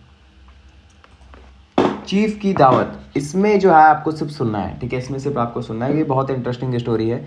चीफ की दावत लेखक है भीष्म साहनी, प्रकार व्यंग्यात्मक कहानी है। ठीक है, और दिखावा, नौकरशाही, सामाजिक छूट। इसमें देखो क्या होता है, इस कहानी में एक बंदा है। ठीक है, इस कहानी में एक बंदा है मिस्टर सामनाथ। ठीक है, इस कहानी में एक बंदा है मिस्टर सामनाथ। अब होता क्या है कि वो नौकरी जहाँ भी कर रहा होता है, वहाँ के जो चीफ होते हैं, वो एक अमेरिकन होते हैं। ठीक है, अब इस बंदे को ऐसी चीज़ थी, कुछ लोग होते हैं जो ज़्यादा दिखावा करते हैं, कुछ लोग होते हैं जो मतलब अगर वो दिखावा करने की कोशिश करते हैं कि जैसे उनके घर में कोई बड़ा आदमी आ गया तो अपने ओरिजिनल लाइफ स्टाइल को बदलने की कोशिश करते हैं। ठीक है, झूठ का, सामाजिक झूठ फैलाने, सबको ये दिखाते हैं कि हम बहुत बड़े हैं। ठीक है, हम मतलब अच्छा स्टैंडर्ड है हमारे लिविंग का, दूसरों की वजह से अपने आप को चेंज करने की कोशिश करते हैं। तो मेन चीज़ यहीं पे है। तो एक दिन क्या होता है, इसके प्रमोशन के लिए, मिस्टर सामनाथ के प्रमोशन के लिए अमेरिकी जो इसके चीफ हैं वो आ रहे होते हैं इसके घर, दावत के लिए इसके घर आ रहे होते हैं। तो जब इसके घर आते हैं तो उससे पहले मिस्टर सामनाथ और उसकी बीवी पूरे घर का अच्छा खासा मतलब तैयार करते हैं, नए नए चीज़ें लगाते हैं, काफ़ी ज़्यादा खर्चा करते हैं, पार्टी का प्लान बनाते हैं। बट एक दिन क्या होता है कि उनके मन में एक ख्याल आ जाता है कि यार हमारी एक बूढ़ी माँ है, मिस्टर सामनाथ की एक बूढ़ी माँ होती है जो काफ़ी अनपढ़ और मतलब ग्रामीण क्षेत्र से बिलोंग करती है। तो उनको ये देखकर शर्म आने लगती है और वो घबरा जाते हैं कि अगर इसे चीफ सर जो हैं वो अगर माँ को देखेंगे ना तो वो मेरे बारे में क्या सोचेंगे। ठीक है, मतलब वो उनके मतलब मेरी इमेज उनके सामने क्या बनेगी मेरी माँ को देखने के बाद, ना मेरी माँ को अच्छी तरीके से बोलने का ढंग है, ना मतलब रहने का ढंग है। ठीक है, इन सब चीज़ों के बारे में सामनाथ सोचने लगता है। अब सामनाथ इस चीज़ के बारे में जाके माँ को बताता है। अब माँ इस चीज़ से बहुत ज़्यादा दुखी होती है कि जिस बेटे को मैंने पढ़ाया लिखाया वो आज मेरी ही वजह से शर्म कर रहा है, आज वो मेरी वजह से मतलब शर्मिंदा फील कर रहा है। ठीक है, बट माँ कुछ कह नहीं सकती थी, माँ सिर झुकाए बेटे की बात सुनती है और फिर वहाँ से चली जाती है बात मानकर बेटे की कि वो बस मतलब बैठक में ही रहने वाली है। ठीक है, बहुत अच्छी बात है। फिर पार्टी का दिन आता है, सारे पार्टी मतलब सब पार्टी वार्टी कर रहे होते हैं, अच्छा खासा खर्चा किया होता है और अच्छे खासे लोगों को उसने बुलाया होता है मिस्टर सामनाथ ने। फिर चीफ आते हैं। ठीक है, फिर चीफ आते हैं और चीफ क्या करते हैं, फिर चीफ आने के बाद वहाँ पे विस्की पार्टी स्टार्ट हो जाती है, वहाँ पर अच्छा खासा पार्टी स्टार्ट हो जाता है। चीफ भी बातें करते हैं एकदम, और चीफ कंपनी में काफ़ी ज़्यादा प्रोफेशनलिज्म फॉलो करते हैं, मतलब हाँ सॉरी बोलो मुझे यहाँ, लेकिन यहाँ पे काफ़ी ज़्यादा फ्रेंडली हो चुके थे उसके घर पे। ठीक है, किसके, मिस्टर सामनाथ के घर पे। फिर अब होता क्या है कि जहाँ बैठक होता है ना वहाँ लेखक की माँ चेयर पे सो रही होती है। चेयर पे सोने का मतलब जैसे चेयर पे एक चेयर पे बैठी हैं, ठीक है, और मे बी एक चेयर पे दूसरे चेयर पे पाँव रखा हुआ है, इस तरीके से सो रही होती है जैसे हमारे घर के बड़े बुजुर्ग सोते हैं। तो वहाँ पर हालात ऐसे पैदा हो जाते हैं कि वहाँ पर वो चीफ पहुँच जाता है। तो इस चीज़ को देखकर सामनाथ जो है बहुत ज़्यादा डर जाता है कि अब चीफ मेरे बारे में क्या सोचेंगे, और माँ पे बहुत ज़्यादा गुस्सा करता है, ठीक है। और माँ भी उन्हें देख के डर जाती है कि अब चीफ ने मुझे देख लिया, अब मेरे बेटे की जो इज्जत है या जो मेरा बेटा है मुझ पर गुस्सा करने वाला है। बट इसके विपरीत होता है, चीफ जो है वो अलग नेचर के बंदे होते हैं। चीफ उनकी माँ से जाके मिलते हैं, उनको नमस्कार करते हैं, उनसे परिचय लेते हैं, अपना परिचय देते हैं, ठीक है। और माँ एक फुलकारी का मतलब होता है फ्लावर का एक गुलदस्ता टाइप बना रही होती है, उनके पास रखा रहता है। तो उसको देखकर चीफ साहब बहुत इम्प्रेस हो जाते हैं और उनसे रिक्वेस्ट करते हैं कि जो मतलब मेरे लिए भी एक बनाए, ठीक है। तो इससे काफ़ी ज़्यादा घबरा रही होती है माँ कि फुलकारी बनाने को अगर मैं कह दूंगी या मान जाते हो तो मेरा बेटा कहीं गुस्सा ना करने लगे। बट फिर बाद में वो जाके मान जाती है चीफ साहब की रिक्वेस्ट पे। अब होता क्या है, सामनाथ को जब ये लगता है कि जो हमारे चीफ साहब हैं वो माँ से फ्रेंडली हो चुके हैं, माँ को पसंद करने लगे, ठीक है। पसंद करने के लगने का मतलब है कि अब वो नहीं सोचते ऐसा जैसा मैं सोचता हूँ, जैसा गिरा हुआ मैं सोचता हूँ, ठीक है। तो अब जो सामनाथ अपनी माँ को शर्म का जरिया समझ रहा था कि शर्म आएगी मुझे या मेरा स्टैंडर्ड गिर जाएगा, अब वो इम्प्रेस करने की कोशिश कर रहा है माँ के द्वारा चीफ को, ठीक है। समझ में आया, मतलब माँ के बारे में बता रहा, माँ के बारे में बात हो रही है। तो ये थी कहानी हमारे पूरे चीफ की दावत की, समझ में आया। अब मध्यम वर्ग के चरित्र के बारे में लिखिए। मध्यम वर्ग के चरित्र के बारे में यही लिखना है आपको कि ये लोग दिखावा बहुत करते हैं, ठीक है। मध्यम वर्ग के ये लोग कैसा, हम आधेतर लोग मध्यम वर्ग में आते हैं, तो ये लोग दिखावा बहुत करते हैं, झूठी सामाजिक झूठ, मतलब अपने आप को बड़ा बताते हैं और ऐसे ही चापलूसियाँ करते हैं जैसा अभी हमारे सामनाथ ने की। तो मध्यम वर्ग के बारे में आपको जो लिखना हो वो लिख देना और एग्जाम्पल हमारे सामनाथ का चिपका देना, ठीक है। दूसरी कहानी भी हमारे पास खत्म होती है। एक दुरासा। अब दुरासा के बारे में आपको लिखने के लिए आएगा, दुरासा के बारे में लिखने के लिए आएगा तो आपको इसमें डिटेल में नहीं जाना है, जो मैं कह रहा हूँ वही लिखना है, क्योंकि दुरासा जो स्टोरी है वो थोड़ी मतलब लंबी टाइप है या थोड़ी कॉम्प्लेक्स है मुझे लगी। अगर मैं आपको जो बता रहा हूँ अगर इससे आप सेटिस्फाई नहीं होते तो आप एक बार जाकर देख सकते हो, ठीक है। एक दुरासा बाल मुकुंद गुप्त द्वारा लिखा गया एक प्रसिद्ध और प्रभावशाली निबंध है, ठीक है। ये एक निबंध है, याद रखना, जिसमें लेखक ने तत्कालीन भारतीय समाज की गुलामी भरी मानसिकता पर करारा व्यंग किया है। ये जो निबंध है वो उस समय की है जब हमारा जो देश था वो गुलाम था, ठीक है। परिस्थितियाँ बहुत ही ज़्यादा बेकार थी, जो अंग्रेज़ थे वो हमारे ऊपर अत्याचार कर रहे थे, जो अंग्रेज़ थे वो हमारे शोषण कर रहे थे, लेकिन हमारी जो भारतीय समाज था, ठीक है, हमारी जो भारतीय समाज था उसकी एक मानसिकता भरी मतलब गुलामी भरी मानसिकता थी। उनका मानना ये था कि हम इनकी चेलागिरी जितनी करेंगे, इनको जितना खुश रखेंगे, इनकी सेवा जितना करेंगे, वो हमें खुश होकर एक न एक दिन छोड़कर चले जाएंगे, आज़ाद करके चले जाएंगे। तो उसी पर व्यंग किया है हमारे बाल मुकुंद गुप्त ने, ठीक है। यह रचना उस समय की है जब भारत अंग्रेजों का गुलाम था और यहाँ के लोग अपनी स्वतंत्रता के लिए निष्क्रिय और भ्रमित थे, ठीक है। लेखक ने इस निबंध में उस आम भारतीय की सोच को उजागर किया है जो यह मानता है कि अंग्रेज खुद ही एक दिन दया करके भारत को आज़ादी दे देंगे। वह सोचता है कि अगर हम अंग्रेज की इच्छा के अनुसार नौकर बने रहेंगे तो उनकी सेवा करते रहेंगे तो वो हमारी वफादारी से खुश होकर हमें स्वतंत्रता दे देंगे। मैंने अभी आपको बताया था कि भारतीय ऐसा सोचता था उस समय पे। लेखक इस तरह की सोच को दुरासा यानी निर्थक कहते हैं, यानी असंभव, यानी व्यर्थ, यानी ऐसी आशा जो मतलब रखनी ही नहीं चाहिए। बाल मुकुंद गुप्त ने बड़ी सरल और व्यंग्यात्मक भाषा में बताया है कि यह केवल एक धोखा है, एक भ्रम है जो कभी पूरा नहीं होने वाला। अंग्रेज का शासन हमारे लिए एक लौह के जंजीर की तरह है जिसे केवल हमारी एकता, जागरूकता और संघर्ष से ही तोड़ा जा सकता है। ऐसे चीलागिरी करके, ऐसे सेवा करके तोड़ा नहीं जा सकता।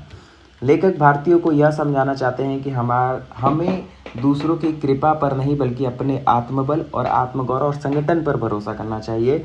इस रचना में अंग्रेजों की चालाकी और भारतीयों की कमजोरी और गुलामी की मानसिकता पर तीखा कटाक्ष है, ठीक है। मतलब उनकी गुलामी की मानसिकता ही हो गई है, वो साले गुलाम बनने के लिए बैठे हैं, मतलब सॉरी, वो गुलाम बनने के लिए पैदा हुए हैं। लेखक ने यह भी समझाया है कि जब तक हम खुद अपने अधिकारों के लिए नहीं लड़ेंगे तब तक कोई हमें स्वतंत्रता नहीं देगा। इसीलिए यह निबंध केवल व्यंग नहीं है बल्कि एक जागरण का आह्वान है, मतलब एक जरिया है, एक ऐसी प्रेरणा जो भारतीयों को आत्मनिर्भर और जागरूक बनने के लिए प्रेरित करती है। आया समझ में? तो ये हमारा कुछ मतलब यहाँ पर परिचय है स्टोरी का। अब इतना लिखोगे अच्छी बात है, इतना लिख कर आओगे अच्छी बात है। मैं ये डिटेल कहूँगा और थोड़ा डिटेल में लिखना, ठीक है, कि एग्जाम्पल दे देना बीच बीच में कहीं कि भारतीय ऐसा करते थे वैसा करते थे, तो इस चीज़ को और डिटेल में आप लिख सकते हो, ठीक है। आया समझ? तो तीसरी स्टोरी में हमारी निबंध खत्म होती है। हाँ, अब आती है सूखी डाली। ये जो है हमारे 3-4 पार्ट में इसका मतलब इसके जो पेजेस हैं वो 3-4 पार्ट में आने वाले हैं, तो उसे अच्छे से पढ़ना। ये पूरी स्टोरी है, ये समराइज नहीं किया मैंने इसे, ये पूरी स्टोरी है, ये आपको समझना जरूरी है, ठीक है। इससे भी क्वेश्चन आपके सामने देखने को मिल सकते हैं। एकांकी की आरंभ बड़ी बहू के संवाद से होती है। पहले आप समझ लो कि होता क्या है। दादाजी होते हैं एक मूलराज,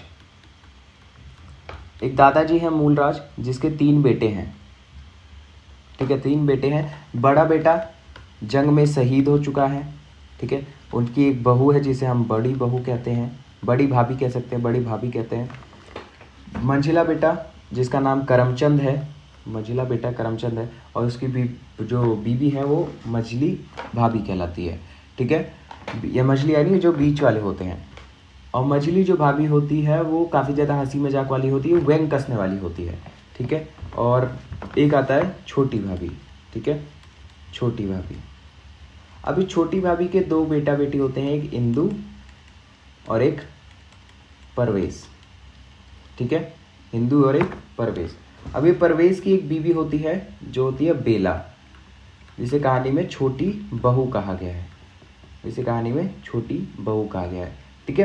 तो ये पता चल गया आपको कि कहानी के परिवार का प्लॉटिंग कैसा है। अब कहानी की ओर बढ़ते हैं।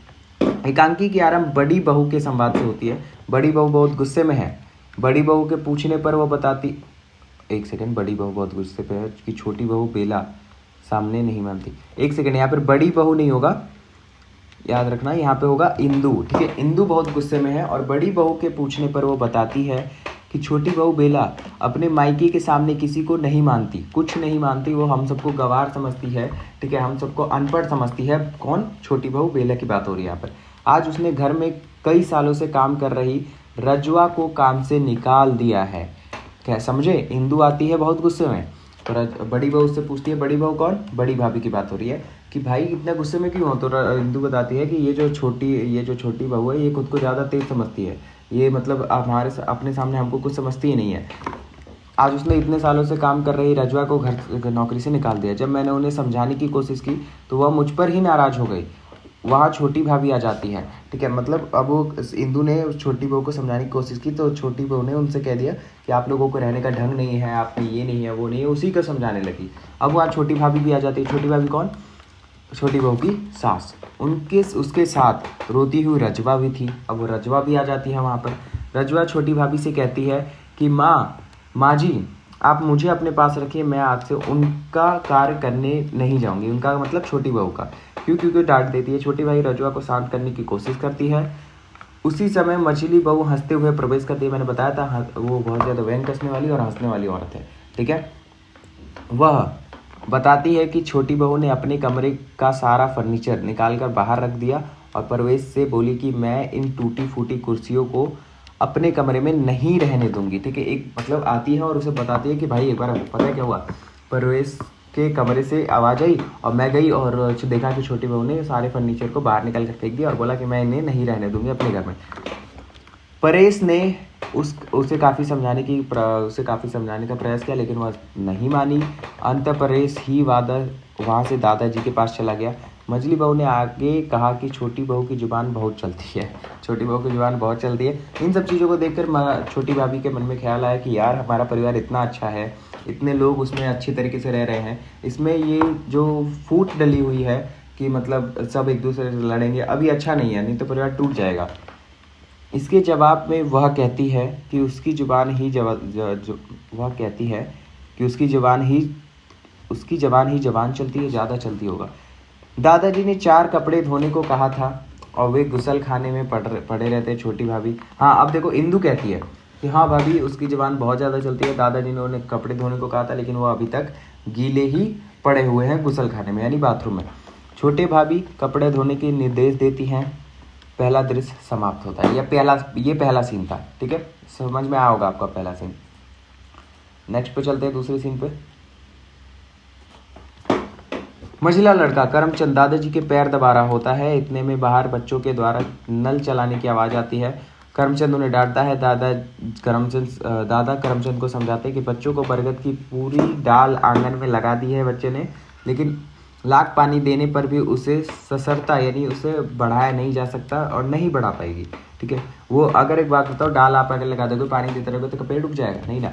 हमारा परिवार भी बरगद के पेड़ की भांति है। करमचंद परेश की अलग, अब देखो वो बताते हैं कि हमारा परिवार जो है वो बरगद के पेड़ की भांति है, जो कि बहुत बड़ा है और इसमें हर जो डाली है वो बहुत ज़्यादा मजबूत है। लेकिन अब इस चीज़ को लेकर करमचंद दादाजी को बताता है कि परेश और उसकी बहू क्या कर रहे हैं, वो अलग हो सकते हैं, अलग होने की आशंका व्यक्त करता है। दादाजी पूछने पर वह छोटी बहू के अहंकार के बारे में बताता है कि किस तरीके से घमंडी है। थोड़ी देर बाद करमचंद वहाँ से चला जाता है और परेश आता है। दादाजी परेश और परेश से उसकी पत्नी की समस्या के बारे में बात करते हैं कि भाई तेरी बीवी को दिक्कत क्या है यहाँ पे। वे उसे समझाते हैं कि वह अपनी पत्नी को बाजार लेकर जाए और नए फैशन का सामान खरीदवा कर ले। दादाजी बहुत अच्छे हैं। परेश दादा को बताता है कि उस घर में बेला को कोई पसंद नहीं करता, सब उसकी निंदा करते हैं। अब वह अलग गृहस्थी बसाना चाहती है। अब जो हमारा परेश है वो है एक जोरू का गुलाम, जो कि घर में बताता है कि भाई दादाजी वही घर में कोई पसंद नहीं करता, उसकी सब बुराई करते रहते हैं, तो वो अपन अलग गृहस्थी बताना चाहती है। दादा उसे कहते हैं कि अलग हो जाना तो समस्या का आसान सा हल है, लेकिन मेरे जीते जी संभव नहीं है। ठीक है, ये बहुत आसान है पर मैं नहीं होने दूंगा, मैं सबको समझा दूंगा। अब से तुम्हारी पत्नी का तिरस्कार नहीं करेगा कोई। परेश चला जाता है। दादाजी रजवा को बुलाते हैं और कहते हैं छोटी बहू को छोड़कर बाकी सबको बुलाकर ले आए। दादाजी सबको समझाते हैं कि छोटी बहू बड़े घर की पढ़ी लिखी लड़की है। हाँ बहुत ज़्यादा पढ़ी लिखी होती है छोटी बहू, बाकी सब पढ़े लिखे नहीं होते। वह वृद्धि बुद्धि में हम सबसे बड़ी है। ठीक है, दादाजी अच्छी बात कहते हैं, हम सबको उसका आदर करना चाहिए। अगर तुम में से किसी ने अब उसका निरादर किया तो इस घर में मेरा नाता सदा के लिए टूट जाएगा। अब वह मझली बहू को अलग से समझाते हैं, क्योंकि मछली बहू बहुत ज़्यादा बैक बेंचर होती है, जो उसकी खिल्ली उड़ाने में बहुत ज़्यादा आनंद लेती है।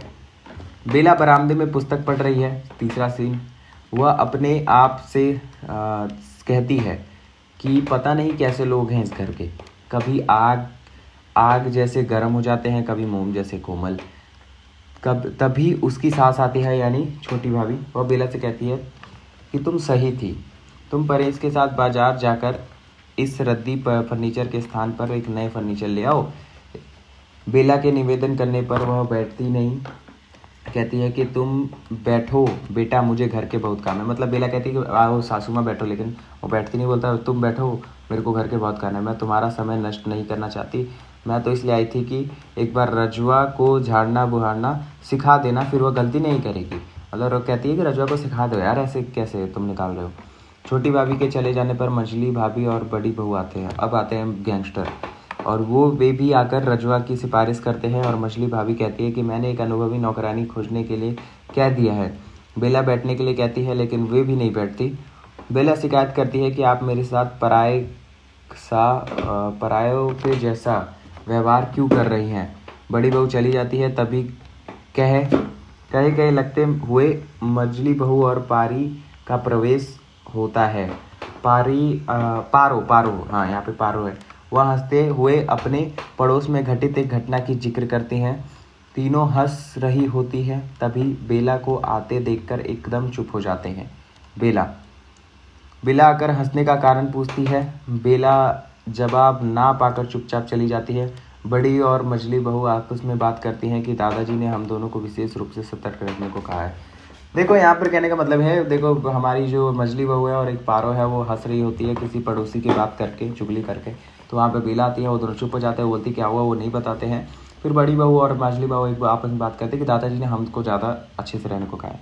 बेला परेश से कहती है कि मुझे मेरे मायके भेज दीजिए, यहाँ कोई मुझे समझता नहीं है, मैं किसी को नहीं समझती। सब मुझसे ऐसे डरते हैं जैसे मुर्गी के बच्चे बात से। ठीक है, मुझे कोई कार्य नहीं करने देते। परेश उसे कहता है कि मुझे समझ में नहीं आता कि तुम क्या चाहती हो। परेश चला जाता है। कमरे में बेला को प्रवेश होता है। कमरे में बेला का प्रवेश होता है। वो पूछती है कि भाभी आप क्यों रो रही हैं। बेला का यहाँ पे बेला नहीं, शायद इंदू होगा, क्योंकि इंदू को ही भाभी लगती है। बेला को उससे पता चलता है कि दादा ने सबको बेला का विशेष आदर करने को का आदेश दिया है। बड़ी बहू कपड़े धोने जा रही थी। बेला कहती है कि लाओ मैं धो दूँ। दोनों मिलकर बरामदे में धोने लगती हैं कपड़े, और दादा बेला को कपड़े धोते हुए देखकर विस्मित होते हैं। बेला दादा से कहती है कि आप पेड़ से किसी डाली को टूटकर अलग होना पसंद नहीं करते, पर क्या आप यह चाहेंगे कि पेड़ से लगी हुई डाली को सूख जाए, मुरझा जाए।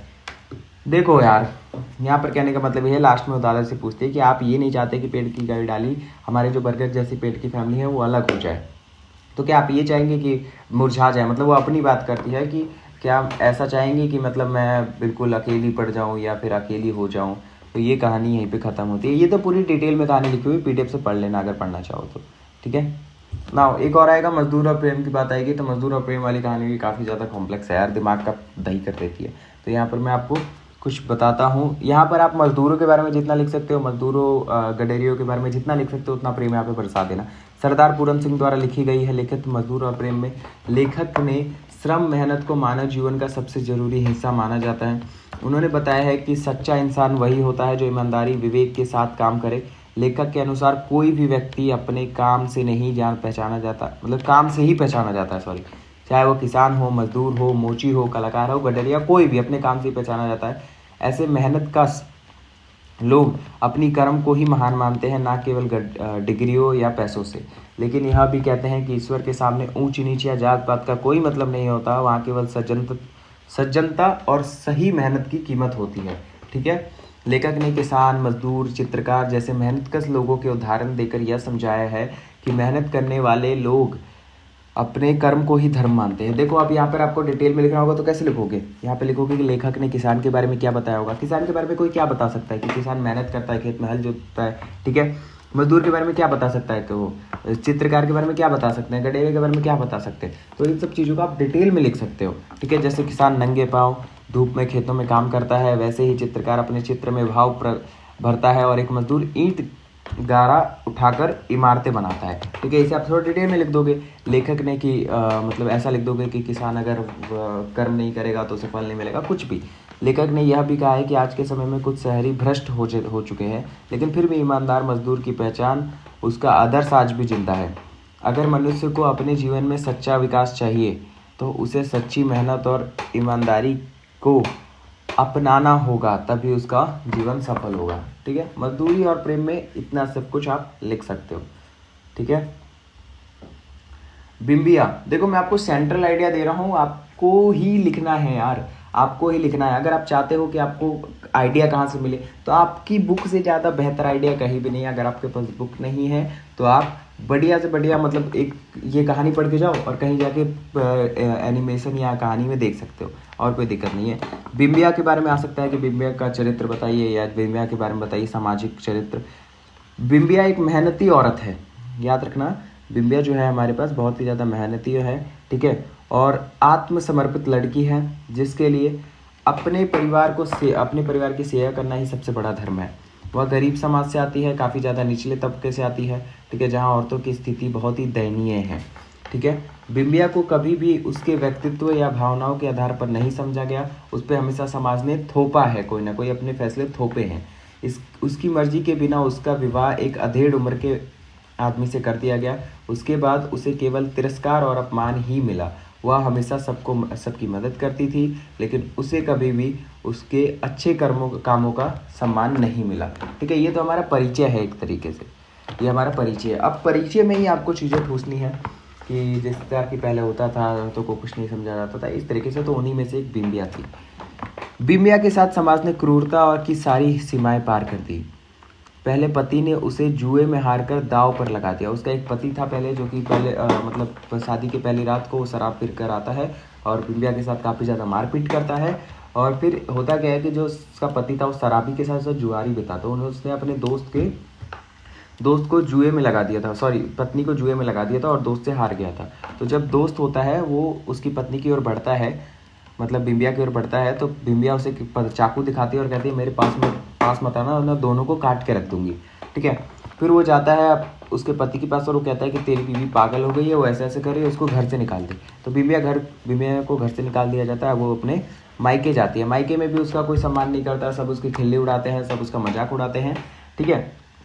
और फिर कुछ समय रहने के बाद दूसरा पति यानी उसकी एक शादी अधेड़ उम्र के बंदे से कर दी जाती है, जो उससे बहुत ज़्यादा बड़ा रहता है। दूसरे पति ने भी उसका कोई अच्छा व्यवहार नहीं किया, ठीक है। दूसरा पति जो था उसके पहले उसकी बीवी नहीं थी, बस उसके बच्चे थे, तो बस वो बच्चे पालने के लिए उसने उससे शादी कर रखी थी, और उससे मतलब किससे, बिंबिया से। समाज ने उसे हमेशा उसे कलंक की नज़र से देखा और उसकी आत्मा को कभी चैन नहीं मिला, ठीक है। अब जाहिर सी बात है, इतना कष्ट को झेलेगा तो कैसे मिलेगा यार चैन। अंततः तब उसे अपने चरित्र पर लगे झूठे आरोपों से लड़ने का कोई रास्ता नहीं दिखा, तो उसने यमुना नदी में कूदकर आत्महत्या कर ली। अब ऐसी किसी की स्थिति हो जाएगी तो उसके पास क्या ही चारा बचेगा, बट आत्महत्या इज नॉट द ऑप्शन। बिंबिया के माध्यम से लेखिका यह दिखाना है कि किसी गरीब औरत को समाज में ना तो इज्जत मिलती है, ना ही न्याय। बिंबिया का जीवन एक करुण कथा और हमें इस सोचने पर मजबूर करता है कि समाज कब कैसे बदलेगा, और समाज कभी नहीं बदलेगा।